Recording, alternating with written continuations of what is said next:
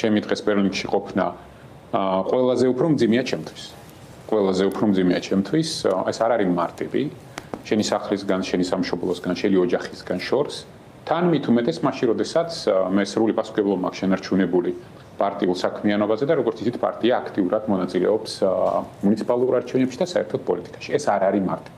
ამის მიზეზი გახლავთ ის სისხლის სამართლის გამოძიებები, რომელიც დაიწყო საქართველოში, ეს არ არის ერთი, ეს არის უკვე ორი. ეხლა როგორც ჩანს მესამეს დაამატებენ და ყველა ეს საქმე არის დაახლოებით 15 და უფრო მეტი წლის რისკის შემცველი და ამასთან მოყვება პირდაპირ მუქარები, როგორც ასე ღიად, საჯაროდ გაცხადებული, არამედ ასე არასაჯაროდაც, რომ ამ ყველაფერს მოყვებოდა დაპატიმრება. რეალურად ეხლა ჩემთვის ივანიშვილის იურისდიქციაში მოხვედრა არის ყველა არაფრით გამართლებული. მარტივი მიზეზის გამო. არ აქვს მნიშვნელობა იმას, ოცნების დღევანდელი რეჟიმი მე დამაპატიმრებს, თუ გადაადგილება შემიზღუდავს, მთავარია რომ მათ იურისდიქციაში ვიყო. ეს იურისდიქცია ფაქტობრივად არის ერთი ადამიანის იურისდიქცია, როცა უნდა დაგიჭერს, როცა უნდა გაგანთავისუფლებს. თუ მოუნდა თავიდან დაგიჭერს და მე თუ პოლიტიკური მიზანშეწონილობა დაინახა, ასევე გაგანთავისუფლებს. მოკლედ, აქ ყველაზე მთავარი არის ის, რომ შენ გეზღუდება თავისუფალი პოლიტიკური საქმიანობა და სწორედ ამ მიზნით ვარ მე დღეს აქ, იმიტომ რომ აქედან მიუხედავად იმისა, რომ დისტანციურად მიწევს, პოლიტიკური საქმიანობისთვის ბევრად უფრო მეტად თავისუფალი არ ვიდრე ვიყო ადგილზე იმ იურისდიქციაში, რომელშიც ყველანაირი კანონის დარღვევით ადამიანს შეუძლია ნებისმიერი პოლიტიკოსი ან მისთვის არამისაღები პირი, აი როგორც გიორგი ბაჩიაშვილის შემთხვევაში. როცა უნდა მაშინ დააპატიმროს და როცა უნდა და რა პირობითაც დაჭირდება, მაშინ გამოუშვეს. ამის მაგალითები აი ჩვენ სულ გვაქვს. ამიტომ არა მარტო დააპატიმროს, რადგან ბატონი ბაჩიაშვილი საქმე ახსენეთ, ფიზიკურადაც იძალადოს მასზე პატიმრობაში მყოფ პირობებში. მოკლედ, საბოლოო ჯამში ჩვენ ყველას უნდა გვესმოდეს, რომ ეს არის მთავარი მიზეზი, რის გამოც მე თქვა. ეს ერთი, მეორე ეხლა რაც თქვენ თქვით, ეს მოგეხსენებათ რომ 2021 წელს ჩემი გადადგომის შემდგომ ეს ცდილობები ძალიან ბევრი იყო, ძელი იყო კოკაინი, მერე იყო იქ ნაციონალური მოძრაობა, მერე იყო სააკაშვილი, მერე იყო არ ვიცი რა არის, მერე იყო ჩორჩანა, მერე იყო იქ რაღაც 20 ივნისი, ჩორჩანა, როდესაც ქართულ მიწას ვიცავდით და 20 ივნისი, როდესაც სახელმწიფო ინსტიტუტს და აი ამ უვარგისებს დღეს რომ ამ სახელმწიფო ინსტიტუტში არიან, ვიცავდით. ახლა ამაზე დაიწყეს გამოძიება და ეხლა კოვიდი და კოვიდთან დაკავშირებული რაღაც სისულელეები, მაშინ როდესაც ძალიან კარგად იციან თან გეორგი. ძალიან კარგად იციან საფრანგეთში ჩემი ბინის წარმომავლობის საკითხი. ძალიან კარგად იციან. იციან რომ თქვენ ხა მოგეხსენებათ მე 25 წელი 2013 წელს დავბრუნდი საქართველოში, თორე 1994 წლიდან იქ არ ცხოვრობდი. რაც კი უძრავი ქონება გამაჩნდა მოსკოვში, ის გავყიდე დავაფიქსირე ჩემს ანგარიშზე დეკლარაციაში ეს შესაბამისი ფინანსები და შემდგომ ვიყიდე. ეს იყო და ეს ძალიან კარგად იციან. აი საუბარია თქვენს ბინაზე თუ არ ვწდები პარიზში, ხო? ამაზე პარიზშიც არ არის. მარტივ რაღაცას გეტყვით ახლა უბრალოდ ეს ხალხი ყველა წითელ ხაზს გადავიდა, აი არა ადამიანობებს გადრულობენ. პარიზშიც არ არის. არის პარიზთან ახლოს. იმიტომ სიუჟეტში მახსოვს რომ პარიზს ახსენებდნენ და როგორც ესეც უზუსტობა. როგორც ყველაფერს იტყუებიან, ასე ეს პარიზთანაც არ არის, პარიზიდან არის დაახლოებით 1-4 კილომეტრი. საფრანგეთშია მარტივად რო. საფრანგეთში. ამის შემდეგ ჩავიდნენ წინა არჩევნების დროს თუ არ ვცდები, ნახეს ეს მისამართი, სახლი რო გადაიღეს, პატარა ბინა ერთი ჩვეულებრივი. სახლი რო გადაიღეს, შენობა არ მოეწონათ და წავიდნენ სხვაგან. იპოვეს ლამაზი შენობა და იმ შენობას აჩვენებენ დღეს.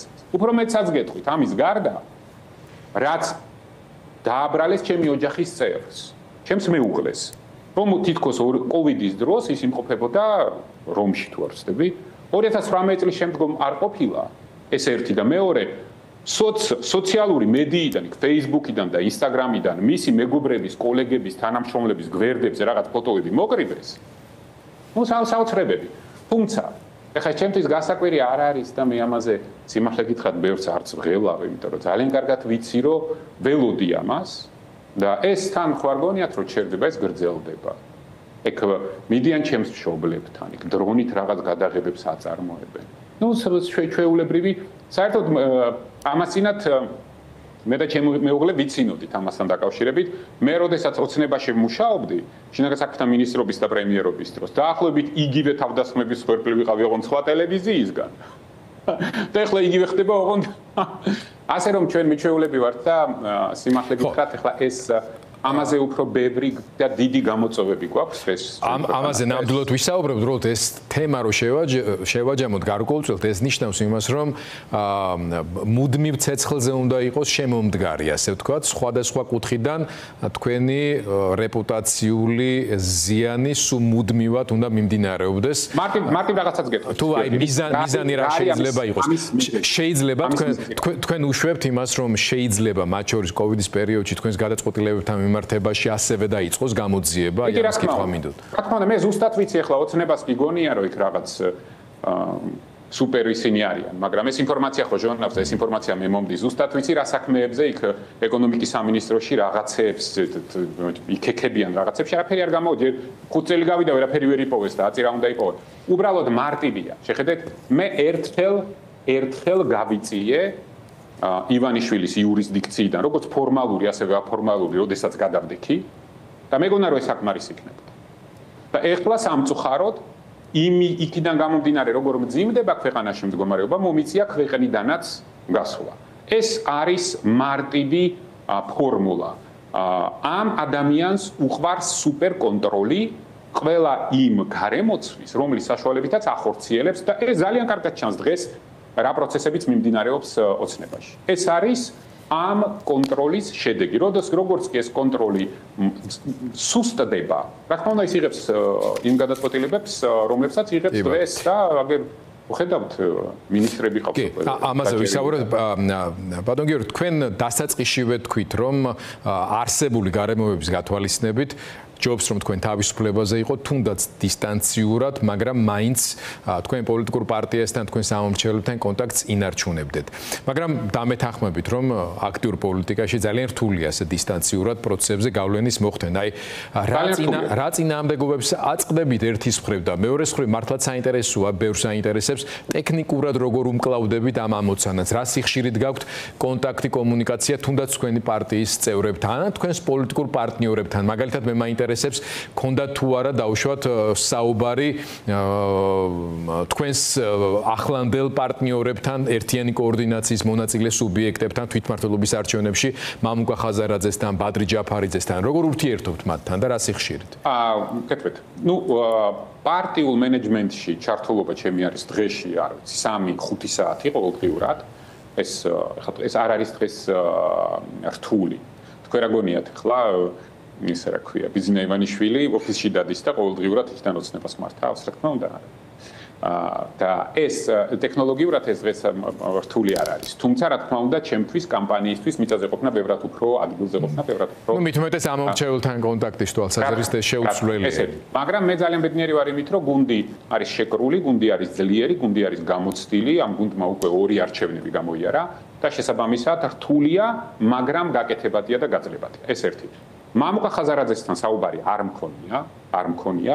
ვადასტურებ, რომ მისი გუნდის წარმომადგენლებთან რამოდენიმეჯერ შეხვედრა მქონდა აქ ბერლინში, ოღონდ ეს იყო მათგან თავისუფლებამდე.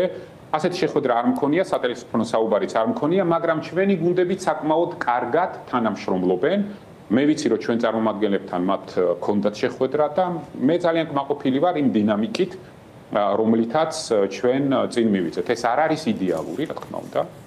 მაგრამ ის რომ ჩვენი პოლიტიკური ძალები ერთმანეთს არ ებრძვიან კონკრეტულ მერობის კანდიდატების ირგვლივ და კონკრეტულ მაჟორიტარულ ოლქებში, მე ვთვლი რომ დღევანდელ პოლიტიკურ სივრცეში ეს სერიოზული მიღწევაა. ჩვენ რა თქმა უნდა